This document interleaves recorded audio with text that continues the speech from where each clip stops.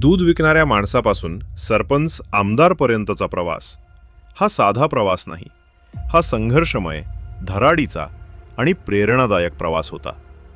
आज वयाच्या 67व्या वर्षी शिवाजीराव कर्डिले आपल्यात नाहीत, पण त्यांनी केलेली ताकद आणि नेतृत्वाचे धरे अजूनही नगरवर राज्य करतात. जाणून घेऊयात आमदार शिवाजीराव कर्डिले यांचा संघर्षमय जीवन प्रवास. एकीकडे दिवाळीच्या उत्सवाची सुरुवात होत असतानाच अहिल्यानगर जिल्ह्यावर शोककळा पसरली आहे. जिल्ह्याचे लोकनेते, राज्याचे माजी मंत्री आणि भाजपचे विद्यमान राहुरी मतदारसंघाचे आमदार शिवाजीराव कर्डिले यांचे अल्पशा आजाराने निधन झाले आहे. वयाच्या 67व्या वर्षी त्यांनी अखेरचा श्वास घेतला. नगरच्या राजकारणात एक भक्कम आणि प्रभावशाली नेत्याचा अंत झाला आहे.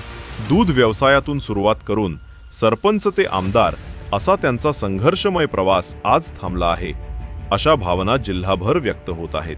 नगरच्या राजकारणात शिवाजीराव कर्डिले यांनी आपले ठोस वर्चस्व निर्माण केले होते. सहकार क्षेत्रातही त्यांचा मोठा दबदबा होता. नगर शहराजवळील बुरहानगर गावाचे सरपंच म्हणून त्यांनी प्रथम राजकीय पायरी चढली.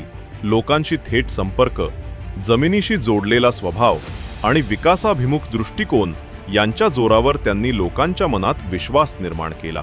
त्यानंतर त्यांनी काँग्रेस, राष्ट्रवादी काँग्रेस आणि भारतीय जनता पक्ष या तिन्ही पक्षातून काम केले. 2009 मध्ये ते अपक्ष आमदार म्हणून निवडून आले, तर 2014 मध्ये भाजपच्या तिकिटावर विजय मिळवला.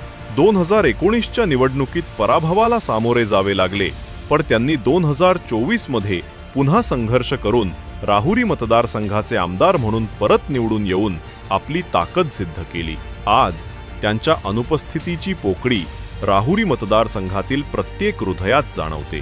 संघर्ष, चिकाटी, लोकसेवा आणि माणुसकीचे प्रतिमान असलेले शिवाजीराव कर्डिले तुमच्या आठवणी आणि शिकवणी सदैव आमच्या सोबत राहतील.